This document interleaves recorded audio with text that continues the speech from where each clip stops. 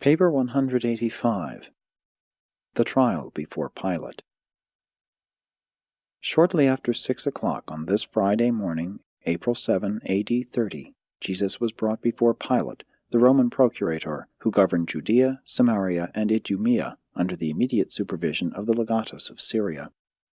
The Master was taken into the presence of the Roman governor by the temple guards, bound, and was accompanied by about 50 of his accusers, including the Sanhedrist court, principally Sadduceans, Judas Iscariot, and the high priest Caiaphas, and by the apostle John. Annas did not appear before Pilate. Pilate was up and ready to receive this group of early morning callers, having been informed by those who had secured his consent the previous evening to employ the Roman soldiers in arresting the Son of Man, that Jesus would be early brought before him. This trial was arranged to take place in front of the Praetorium, in addition to the fortress of Antonia, where Pilate and his wife made their headquarters when stopping in Jerusalem. Though Pilate conducted much of Jesus' examination within the Praetorium halls, the public trial was held outside on the steps leading up to the main entrance. This was a concession to the Jews, who refused to enter any Gentile building where leaven might be used on this day of preparation for the Passover. Such conduct would not only render them ceremonially unclean and thereby debar them from partaking of the afternoon feast of Thanksgiving, but would also necessitate their subjection to purification ceremonies after sundown before they would be eligible to partake of the Passover supper. Although these Jews were not at all bothered in conscience as they intrigued to effect the judicial murder of Jesus, they were none the less scrupulous regarding all these matters of ceremonial cleanness and traditional regularity. And these Jews have not been the only ones to fail in the recognition of high and holy obligations of a divine nature while giving meticulous attention to things of trifling importance to human welfare in both time and eternity. 1. Pontius Pilate. If Pontius Pilate had not been a reasonably good governor of the minor provinces, Tiberius would hardly have suffered him to remain as procurator of Judea for 10 years. Although he was a fairly good administrator, he was a moral coward. He was not a big enough man to comprehend the nature of his task as governor of the Jews. He failed to grasp the fact that these Hebrews had a real religion, a faith for which they were willing to die, and that millions upon millions of them, scattered here and there throughout the empire, looked to Jerusalem as the shrine of their faith, and held the Sanhedrin in respect as the highest tribunal on earth. Pilate did not love the Jews, and this deep-seated hatred early began to manifest itself. Of all the Roman provinces, none was more difficult to govern than Judea. Pilate never really understood the problems involved in the management of the Jews, and, therefore, very early in his experience as governor, made a series of almost fatal and well-nigh suicidal blunders. And it was these blunders that gave the Jews such power over him. When they wanted to influence his decisions, all they had to do was to threaten an uprising, and Pilate would speedily capitulate. And this apparent vacillation or lack of moral courage of the procurator was chiefly due to the memory of a number of controversies he had had with the Jews, and because in each instance they had worsted him. The Jews knew that Pilate was afraid of them, that he feared for his position before Tiberius, and they employed this knowledge to the great disadvantage of the governor on numerous occasions. Pilate's disfavor with the Jews came about as a result of a number of unfortunate encounters. First, he failed to take seriously their deep-seated prejudice against all images as symbols of idol worship. Therefore, he permitted his soldiers to enter Jerusalem without removing the images of Caesar from their banners, as had been the practice of the Roman soldiers under his predecessor. A large deputation of Jews waited upon Pilate for 5 days, imploring him to have these images removed from the military standards. He flatly refused to grant their petition, and threatened them with instant death. Pilate, himself being a skeptic, did not understand that men of strong religious feelings will not hesitate to die for their religious convictions, and therefore was he dismayed when these Jews drew themselves up defiantly before his palace, bowed their faces to the ground, and sent word that they were ready to die. Pilate then realized that he had made a threat which he was unwilling to carry out. He surrendered, ordered the images removed from the standards of his soldiers in Jerusalem, and found himself from that day on, to a large extent, subject to the whims of the Jewish leaders, who had in this way discovered his weakness in making threats which he feared to execute. Pilate subsequently determined to regain this lost prestige, and accordingly had the shields of the emperor, such as were commonly used in Caesar worship, put up on the walls of Herod's palace in Jerusalem. When the Jews protested, he was adamant. When he refused to listen to their protests, they promptly appealed to Rome, and the emperor as promptly ordered the offending shields removed. And then was Pilate held in even lower esteem than before. Another thing which brought him into great disfavor with the Jews was that he dared to take money from the temple treasury to pay for the construction of a new aqueduct to provide increased water supply for the millions of visitors to Jerusalem at the times of the great religious feasts. The Jews held that only the Sanhedrin could disperse the temple funds, and they never ceased to inveigh against Pilate for this presumptuous ruling. No less than a score of riots and much bloodshed resulted from this decision. The last of these serious outbreaks had to do with the slaughter of a large company of Galileans, even as they worshipped at the altar. It is significant that, while this vacillating Roman ruler sacrificed Jesus to his fear of the Jews and to safeguard his personal position, he finally was deposed as a result of the needless slaughter of Samaritans in connection with the pretensions of a false Messiah who led troops to Mount Gerizim, where he claimed the temple vessels were buried, and fierce riots broke out when he failed to reveal the hiding place of the sacred vessels as he had promised. As a result of this episode, the legatus of Syria ordered Pilate to Rome. Tiberius died while Pilate was on the way to Rome, and he was not reappointed as procurator of Judea. He never fully recovered from the regretful condemnation of having consented to the crucifixion of Jesus. Finding no favor in the eyes of the new emperor, he retired to the province of Lausanne, where he subsequently committed suicide. Claudia Procula, Pilate's wife, had heard much of Jesus through the word of her maid-in-waiting, who was a Phoenician believer in the gospel of the kingdom. After the death of Pilate, Claudia became prominently identified with the spread of the good news. And all this explains much that transpired on this tragic Friday forenoon. It is easy to understand why the Jews presumed to dictate to Pilate, to get him up at 6 o'clock to try Jesus, and also why they did not hesitate to threaten to charge him with treason before the emperor if he dared to refuse their demands for Jesus' death. A worthy Roman governor, who had not become disadvantageously involved with the rulers of the Jews, would never have permitted these bloodthirsty religious fanatics to bring about the death of a man whom he himself had declared to be innocent of their false charges, and without fault.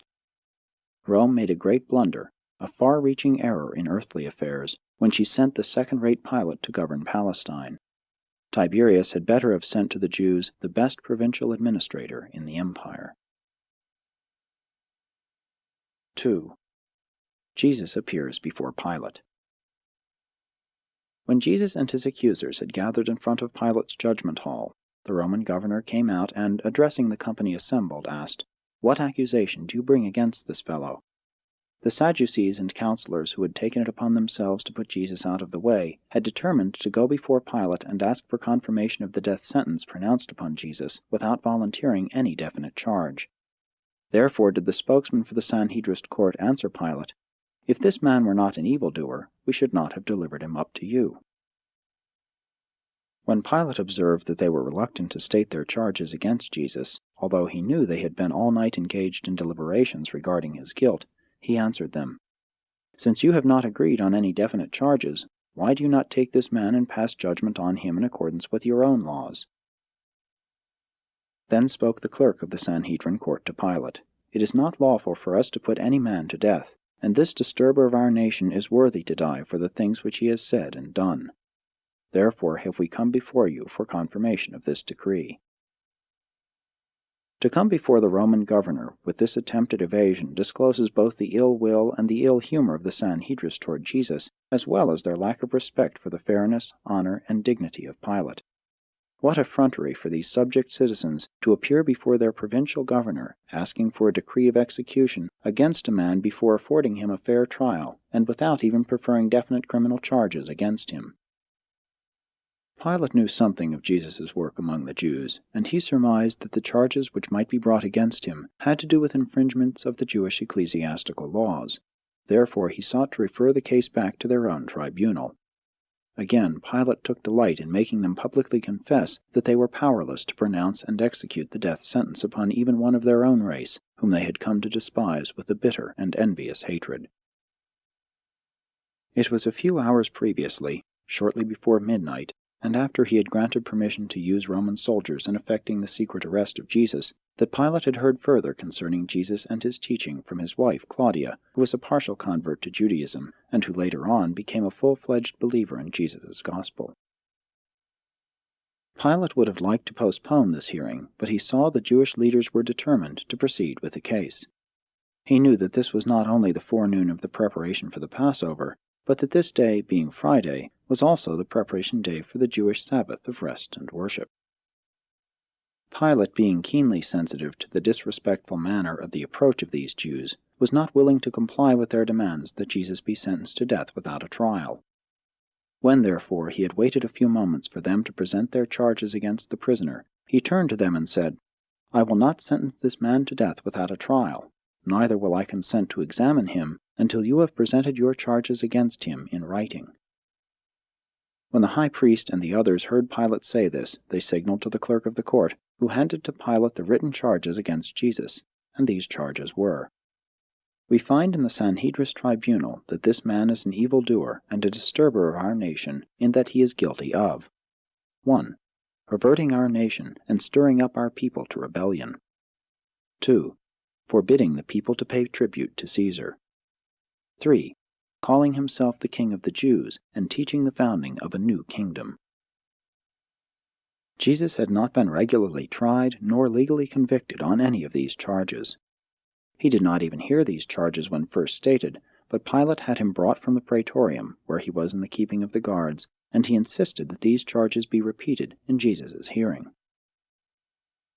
When Jesus heard these accusations, he well knew that he had not been heard on these matters before the Jewish court, and so did John Zebedee and his accusers, but he made no reply to their false charges. Even when Pilate bade him answer his accusers, he opened not his mouth. Pilate was so astonished at the unfairness of the whole proceeding, and so impressed by Jesus' silent and masterly bearing, that he decided to take the prisoner inside the hall and examine him privately. Pilate was confused in mind, fearful of the Jews in his heart, and mightily stirred in his spirit by the spectacle of Jesus standing there in majesty before his bloodthirsty accusers, and gazing down on them, not in silent contempt, but with an expression of genuine pity and sorrowful affection. 3. The private examination by Pilate. Pilate took Jesus and John Zebedee into a private chamber, leaving the guards outside in the hall, and requesting the prisoner to sit down, he sat down by his side and asked several questions. Pilate began his talk with Jesus by assuring him that he did not believe the first count against him, that he was a perverter of the nation and an inciter to rebellion. Then he asked, "Did you ever teach that tribute should be refused Caesar?" Jesus, pointing to John, said, "Ask him or any other man who has heard my teaching." Then Pilate questioned John about this matter of tribute, and John testified concerning his master's teaching and explained that Jesus and his apostles paid taxes both to Caesar and to the temple. When Pilate had questioned John, he said, "See that you tell no man that I talked with you," and John never did reveal this matter. Pilate then turned around to question Jesus further, saying, "And now about the third accusation against you. Are you the King of the Jews?" Since there was a tone of possibly sincere inquiry in Pilate's voice, Jesus smiled on the procurator and said, "Pilate, do you ask this for yourself, or do you take this question from these others, my accusers?"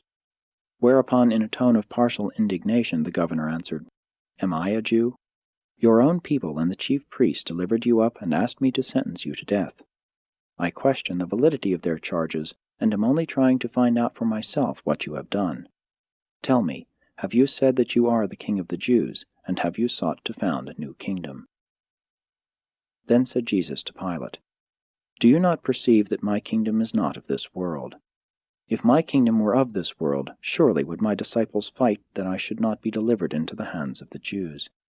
My presence here before you in these bonds is sufficient to show all men that my kingdom is a spiritual dominion, even the brotherhood of all men who, through faith and by love, have become the sons of God.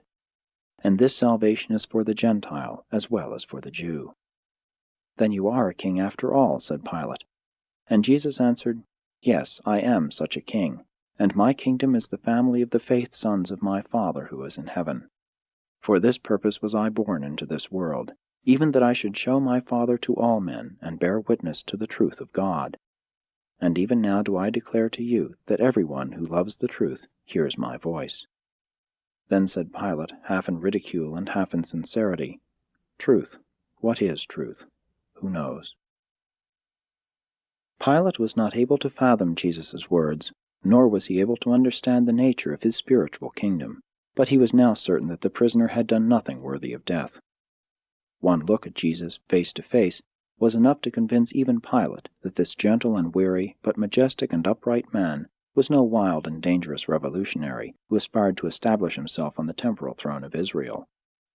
Pilate thought he understood something of what Jesus meant when he called himself a king, for he was familiar with the teachings of the Stoics, who declared that the wise man is king. Pilate was thoroughly convinced that, instead of being a dangerous sedition-monger, Jesus was nothing more or less than a harmless visionary, an innocent fanatic. After questioning the Master, Pilate went back to the chief priests and the accusers of Jesus and said, "I have examined this man, and I find no fault in him. I do not think he is guilty of the charges you have made against him. I think he ought to be set free." And when the Jews heard this, they were moved with great anger, so much so that they wildly shouted that Jesus should die. And one of the Sanhedrists boldly stepped up by the side of Pilate, saying, "This man stirs up the people, beginning in Galilee and continuing throughout all Judea. He is a mischief-maker and an evil-doer. You will long regret it if you let this wicked man go free." Pilate was hard-pressed to know what to do with Jesus. Therefore, when he heard them say that he began his work in Galilee, he thought to avoid the responsibility of deciding the case, at least to gain time for thought, by sending Jesus to appear before Herod, who was then in the city attending the Passover. Pilate also thought that this gesture would help to antidote some of the bitter feeling which had existed for some time between himself and Herod, due to numerous misunderstandings over matters of jurisdiction. Pilate, calling the guards, said, "This man is a Galilean. Take him forthwith to Herod, and when he has examined him, report his findings to me." And they took Jesus to Herod. 4. Jesus before Herod. When Herod Antipas stopped in Jerusalem, he dwelt in the old Maccabean palace of Herod the Great, and it was to this home of the former king that Jesus was now taken by the temple guards, and he was followed by his accusers and an increasing multitude. Herod had long heard of Jesus, and he was very curious about him. When the Son of Man stood before him on this Friday morning, the wicked Idumean never for one moment recalled the lad of former years who had appeared before him in Sepphoris, pleading for a just decision regarding the money to his father, who had been accidentally killed while at work on one of the public buildings. As far as Herod knew, he had never seen Jesus, although he had worried a great deal about him when his work had been centered in Galilee. Now that he was in custody of Pilate and the Judeans, Herod was desirous of seeing him, feeling secure against any trouble from him in the future. Herod had heard much about the miracles wrought by Jesus, and he really hoped to see him do some wonder. When they brought Jesus before Herod, the Tetrarch was startled by his stately appearance and the calm composure of his countenance.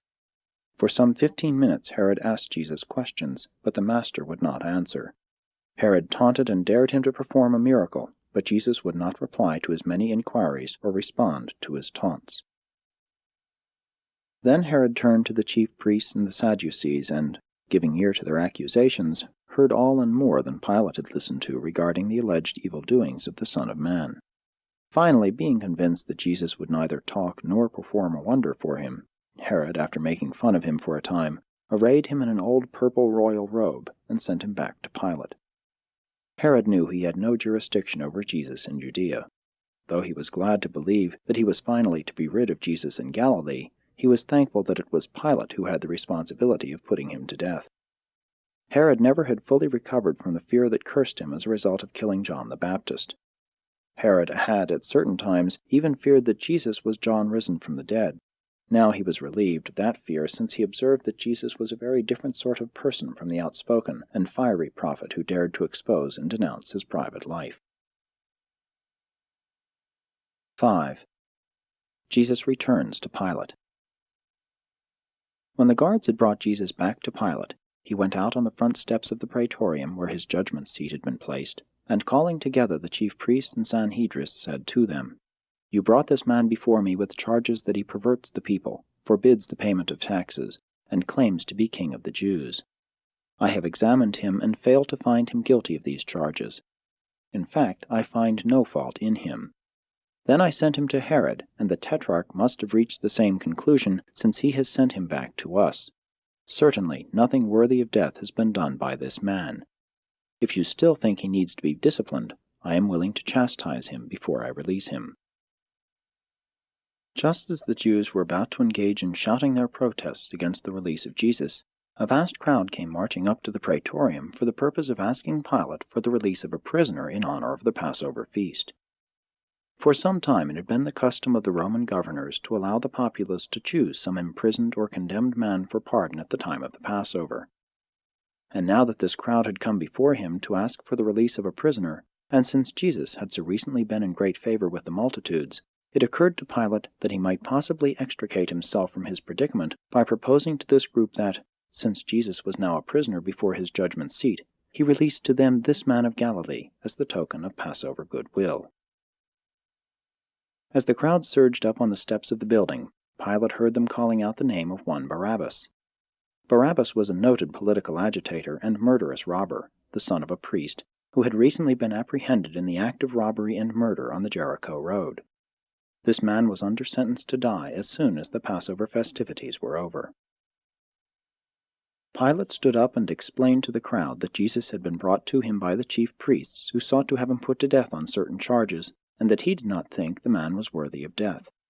Said Pilate, "Which therefore would you prefer that I release to you, this Barabbas the murderer, or this Jesus of Galilee?" And when Pilate had thus spoken, the chief priests and the Sanhedrin councilors all shouted at the top of their voices, "Barabbas, Barabbas!" And when the people saw that the chief priests were minded to have Jesus put to death, they quickly joined in the clamor for his life, while they loudly shouted for the release of Barabbas.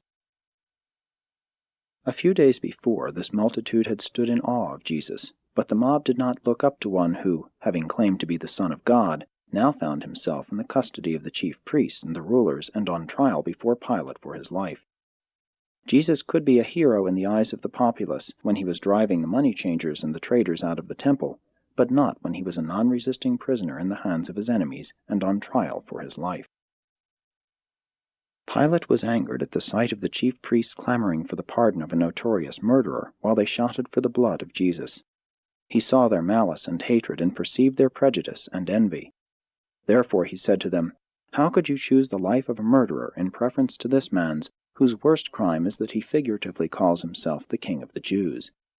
But this was not a wise statement for Pilate to make. The Jews were a proud people, now subject to the Roman political yoke, but hoping for the coming of a Messiah who would deliver them from Gentile bondage with a great show of power and glory. They resented, more than Pilate could know, the intimation that this meek-mannered teacher of strange doctrines, now under arrest and charged with crimes worthy of death, should be referred to as the King of the Jews. They looked upon such a remark as an insult to everything which they held sacred and honorable in their national existence, and therefore did they all let loose their mighty shouts for Barabbas's release and Jesus' death. Pilate knew Jesus was innocent of the charges brought against him, and had he been a just and courageous judge, he would have acquitted him and turned him loose. But he was afraid to defy these angry Jews, and while he hesitated to do his duty, a messenger came up and presented him with a sealed message from his wife Claudia. Pilate indicated to those assembled before him that he wished to read the communication which he had just received, before he proceeded further with the matter before him. When Pilate opened this letter from his wife, he read, "I pray you have nothing to do with this innocent and just man whom they call Jesus. I have suffered many things in a dream this night because of him." This note from Claudia not only greatly upset Pilate, and thereby delayed the adjudication of this matter, but it unfortunately also provided considerable time in which the Jewish rulers freely circulated among the crowd and urged the people to call for the release of Barabbas and to clamor for the crucifixion of Jesus.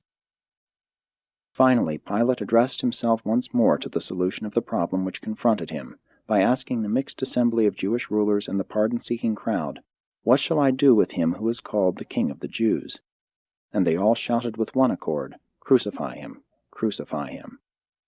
The unanimity of this demand from the mixed multitude startled and alarmed Pilate, the unjust and fear-ridden judge.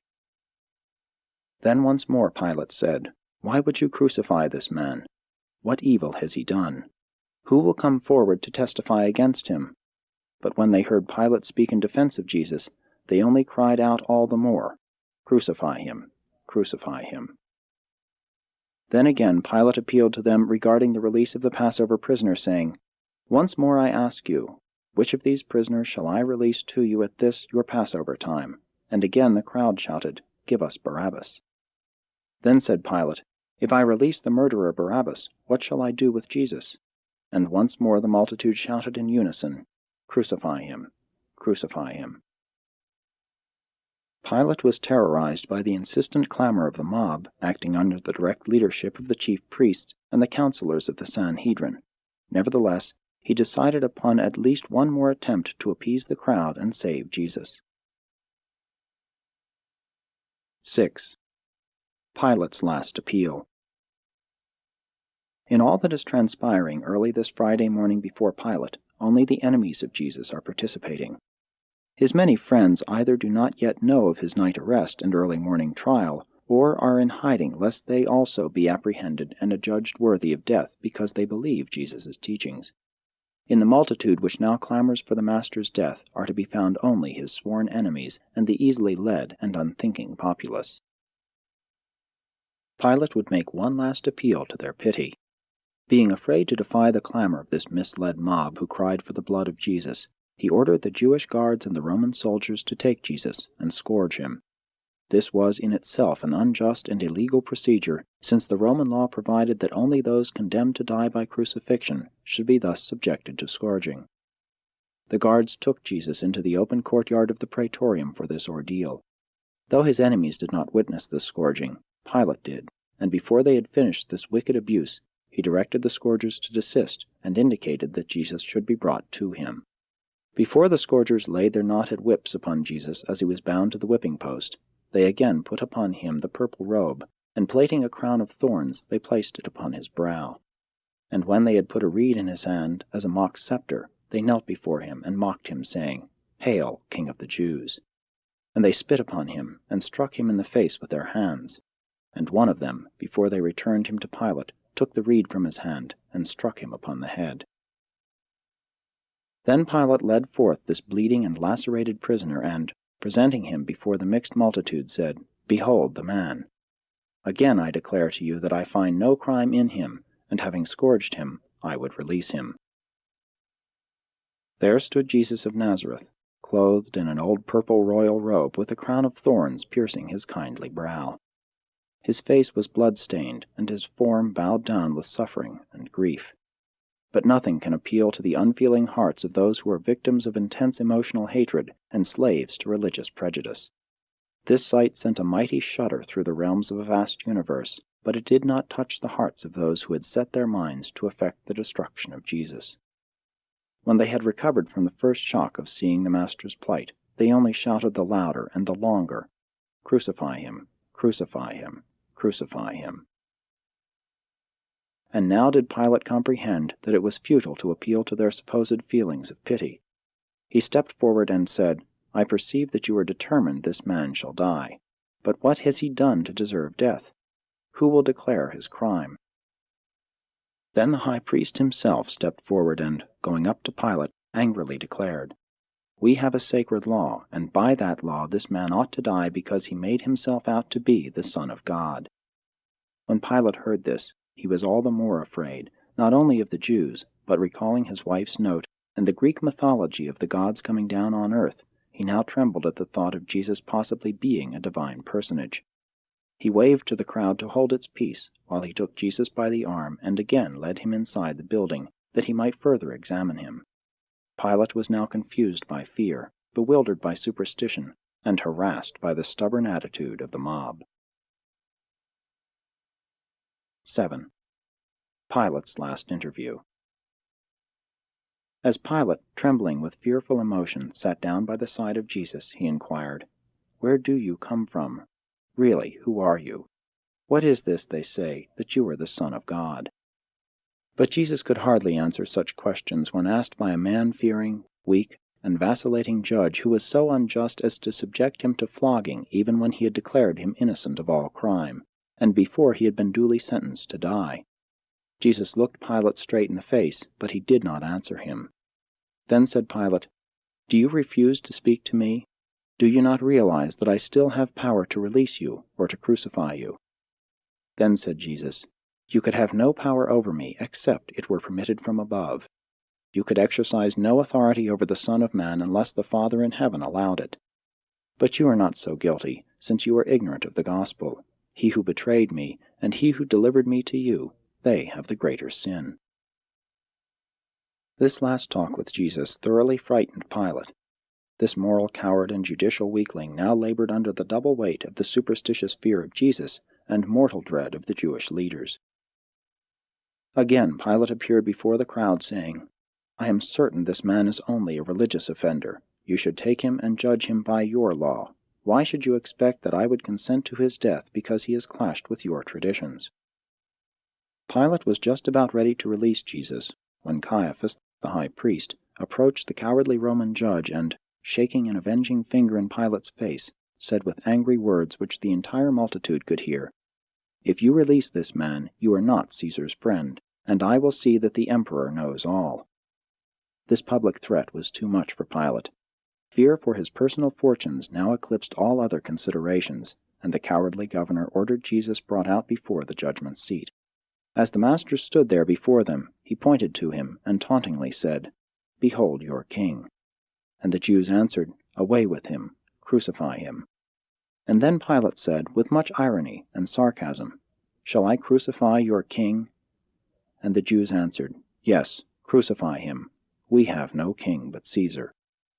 And then did Pilate realize that there was no hope of saving Jesus, since he was unwilling to defy the Jews. 8. Pilate's tragic surrender. Here stood the Son of God incarnate as the Son of Man. He was arrested without indictment, accused without evidence, adjudged without witnesses, punished without a verdict, and now was soon to be condemned to die by an unjust judge who confessed that he could find no fault in him. If Pilate had thought to appeal to their patriotism by referring to Jesus as the King of the Jews, he utterly failed. The Jews were not expecting any such a king. The declaration of the chief priests and the Sadducees, "We have no king but Caesar," was a shock even to the unthinking populace, but it was too late now to save Jesus, even had the mob dared to espouse the Master's cause. Pilate was afraid of a tumult or a riot. He dared not risk having such a disturbance during Passover time in Jerusalem. He had recently received a reprimand from Caesar, and he would not risk another. The mob cheered when he ordered the release of Barabbas. Then he ordered a basin and some water, and there before the multitude he washed his hands, saying, "I am innocent of the blood of this man. You are determined that he shall die, but I have found no guilt in him. See you to it. The soldiers will lead him forth." And then the mob cheered and replied, "His blood be on us and on our children."